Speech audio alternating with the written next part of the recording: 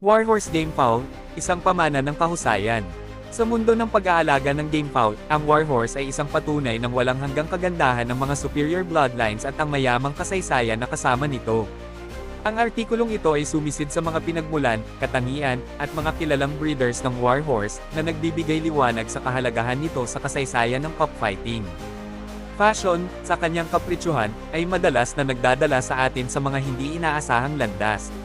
Ngunit, pagdating sa mundo ng game fowl, hindi bihira para sa mga mahilig na bumalik sa nakaraan upang maghanap ng pinakamahusay. Ganoon din ang kaso sa warhorse, isang lahi na nakakuha ng imahinasyon ng mga mahilig sa cockfighting sa loob ng maraming henerasyon. Ang kwento ng warhorse ay nagsimula noong 1855 nang si John Snow ng Marblehead, Massachusetts, ay naglakbay patimog sa Columbia, South Carolina, upang makilahok sa isang cockfight kasama si Colonel Tom Bacon.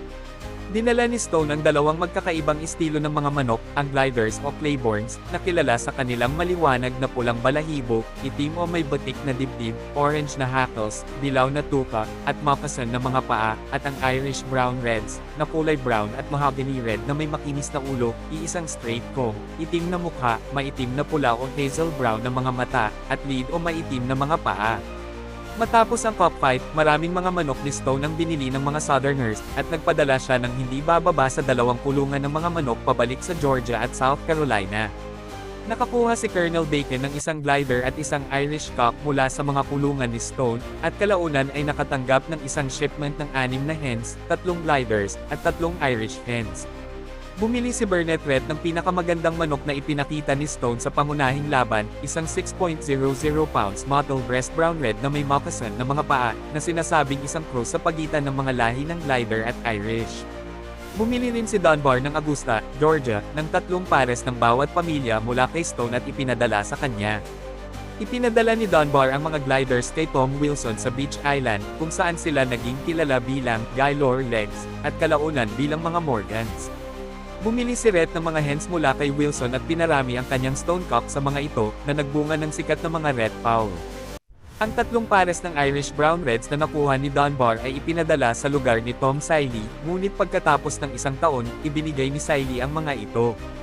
Kinuha ni Dunbar ang mga ito sa lugar ng matandang si Bladwin sa Horse Creek, kung saan sila pinananatili at pinarami para sa kanya hanggang sa tumigil siya sa pag-aalaga ng mga manok at ibinigay ang mga ito kay Joe Foster.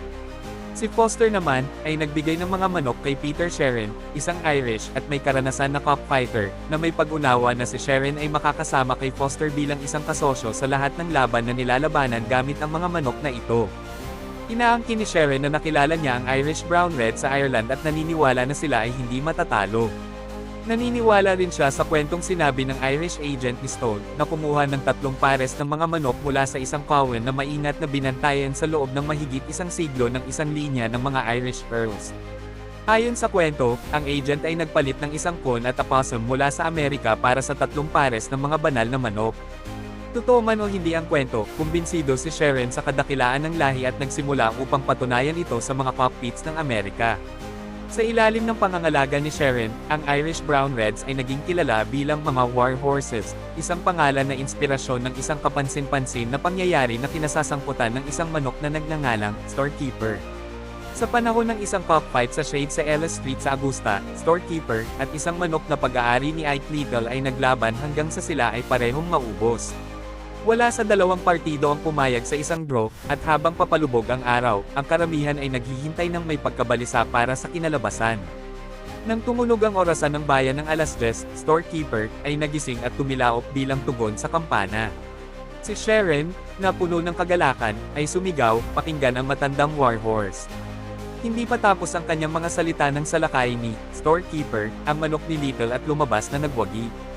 Mula sa sandaling iyon, ang Irish Brown Reds ay naging kilala bilang mga warhorses, at ang kanilang reputasyon bilang mga matatapang at matigas na mandirigma ay lumaganap sa buong mundo.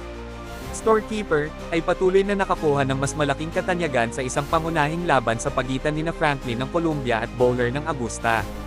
Sa makasaysayang laban na ito, Storekeeper ay nakipaglaban laban sa isang Chapel Dump, isang manok na itinuturing na hindi matatalo ng mga taga-Columbia. Ang pagtaya ay matindi, at ang karamihan ay nasa gilid ng kanilang mga upuan habang ang 2 manok ay pumapasok sa hukay. Nang ibigay ng referee ang hudyat upang magsimula, Storekeeper ay naglunsad ng kanyang sarili sa Chapel Dome na may isang galit na hindi matutumbasan.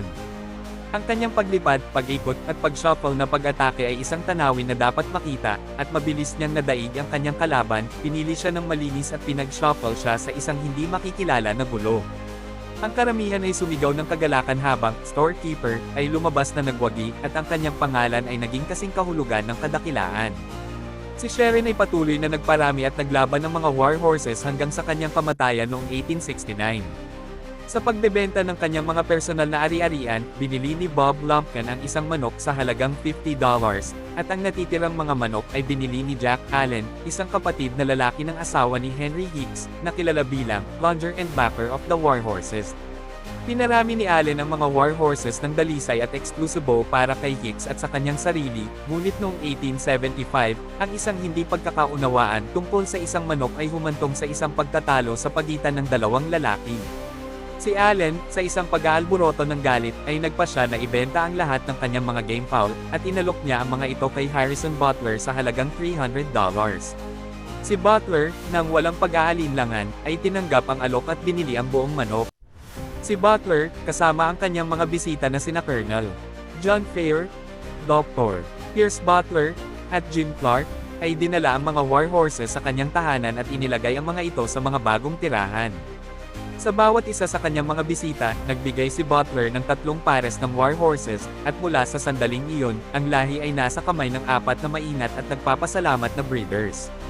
Ang mga war horses ay nanatili sa mga kamay ng 4 na lalaking ito sa loob ng ilang taon, at sa panahong ito, sila ay pinarami ng dalisay at ang kanilang mga bloodlines ay maingat na napanatili.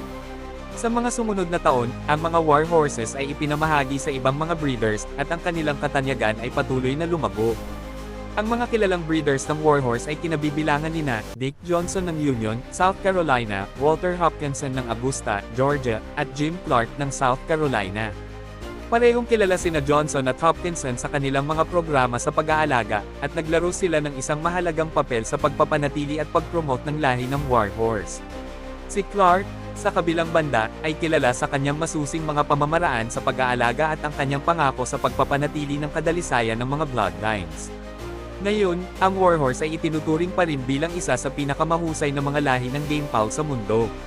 Ang reputasyon nito para sa tapang, lakas, at tibay ay ginawa itong paborito sa mga mahilig sa cockfighting, at ang mga bloodlines nito ay matatagpuan sa maraming mga nangungunang programa sa pag-aalaga.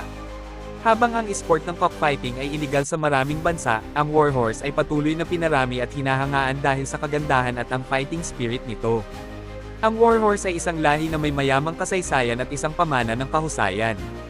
Ang mga pinagmulan nito ay maaaring masubaybayan pabalik sa Ireland, kung saan ito ay maingat na pinarami at binantayan sa loob ng mahigit isang siglo ng isang linya ng mga Irish Earls.